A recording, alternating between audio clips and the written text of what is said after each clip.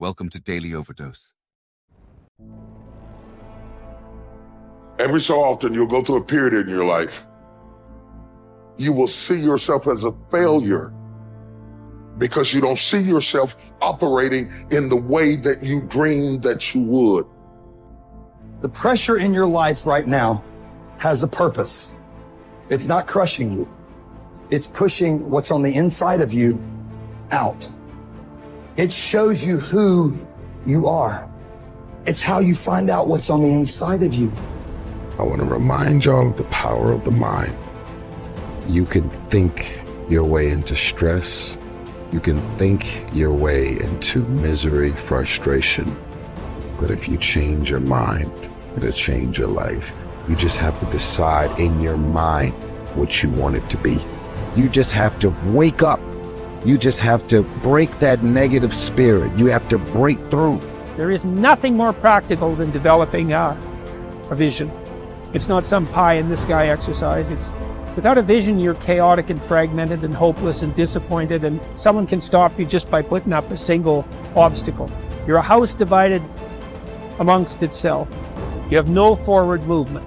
You're not enthusiastic, and that's to be filled with the Spirit of God, by the way. And your life is a sequence of disappointments and frustrations and tragedies, and you're a leaf blowing in the wind. And that is not what you're called to be.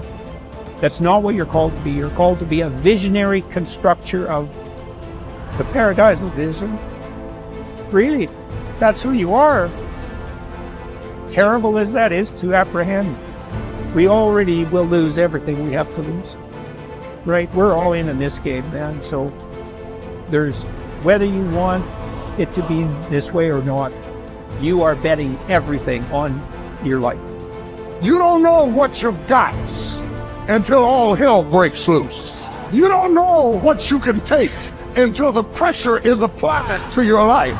You don't know what you can endure until people stab you in the back and walk away from you. You don't know how much courage you have until you've been under fire and under struggle and under tribulation.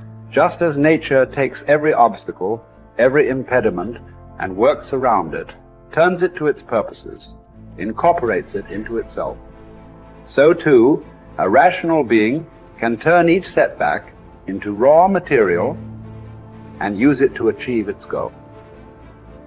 You can make anything very tough for yourself, or you can do anything playfully. There is nothing really tough or easy.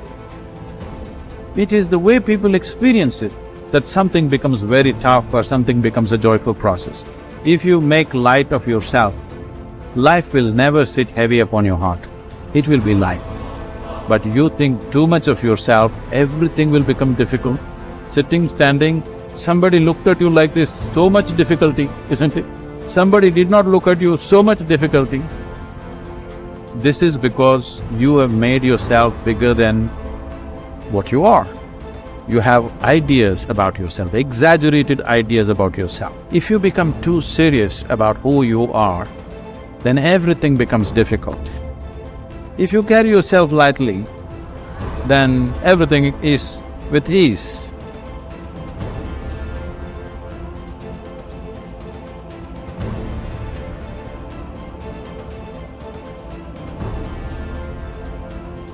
There's two great words of antiquity everybody should learn. Here they are, one's positive and one's negative. Here's the positive word from antiquity, behold. That's the positive word. Behold the possibilities, behold the opportunity, behold the future and give it design. Behold and look at the chances you've got. Behold, spring has come. Behold, the day has arrived. And the sun is shining and the shadows are fleeing away. Behold, the next person you can meet might be your friend for life. Behold, the next person might be a colleague forever. Behold, that's the positive word, behold. Now, here's the negative word, beware. Beware of what you become in pursuit of what you want. Beware. All of our lives we have to deal with behold and beware. When a kid goes to school, it's behold the opportunity and beware the dangers, behold and beware. So beware of what you become, pursuing what you want. Some things I went for in the very beginning, cost me too much. I got so obsessed with some things that I found out later the price was too big to pay. If I would have known better, I never would have paid. But sometimes we learn when? After. So don't become so obsessed with something that you lose your sense of reason, or it costs you your friends. Don't be so obsessed with something that you compromise your virtues and your value. The story says Judas got the money. You say, well, that's a success story. No. It's true, 30 pieces of silver was a sizable sum of money, but it was not a success story. His name was Judas. Doesn't that ring a bell? It makes all the difference in the world. Judas got the money. Here's something interesting about the story of Judas. After he got the money, he was unhappy. Someone says, well, if you had a fortune in your hand, why would you be unhappy? And here's the key. He was not unhappy with the money. He was unhappy with himself. Here's a key phrase. The greatest source of unhappiness is self-unhappiness. It's not from outside the things that make us unhappy. Greatest devastating unhappiness is to be unhappy with yourself. Now, a mild form of unhappiness is constructive. The desperate form of unhappiness is destructive.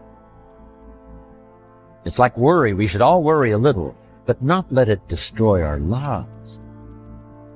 So it's called caution, but not undue caution. It's called fear and worry, but not the worry that kills you, not the worry that destroys you. It's like hate. You don't need to hate your job.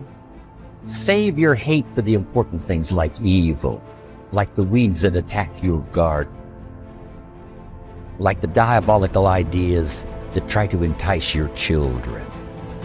Right? You don't need to hate everything. I hate this, I hate that. That's the misuse of your hate. Save it for the things we really must.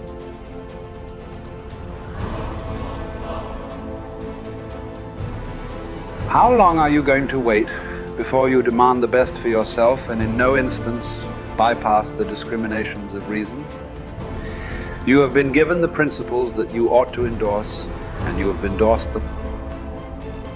What kind of teacher, then, are you still waiting for in order to refer your self-improvement to him? You are no longer a boy, but a full-grown man. If you are careless and lazy now and keep putting things off and always deferring the day after which you will attend to yourself, you will not notice that you are making no progress, but you will live and die as someone quite ordinary. From now on, then, resolve to live as a grown-up who is making progress, and make whatever you think best a law that you never set aside. And whenever you encounter anything that is difficult or pleasurable or highly or lowly regarded, remember that the contest is now. You are at the Olympic Games. You cannot wait any longer, and that your progress is wrecked or preserved by a single day in a single event. Success is both a journey and a destination, isn't it? It is both the steady, measured progress toward a goal and the achievement of a goal. Success is an accomplishment, whether it be great or small, and it's an understanding of the potential and power of an entire human life. Success is an awareness of value, and it's the cultivation of value through discipline. It can be tangible or intangible. Success is a process of turning away from something in order to turn toward something else. From no exercise to exercise, from candy to fruit, from not investing to investing. Success is responding to an invitation to change, to grow, to develop, to become, to move up to a better place with a better vantage point. But most of all, success is making your life what you want it to be, considering all the possibilities, considering all the examples. What do you want for your life? That is the big question. Remember, success is not a set of standards from our culture, but rather a collection of personal values, clearly defined and ultimately achieved. Success is your better life for you, the design you give it. the dreams you accomplish. Making your life what you want it to be for you, that is success.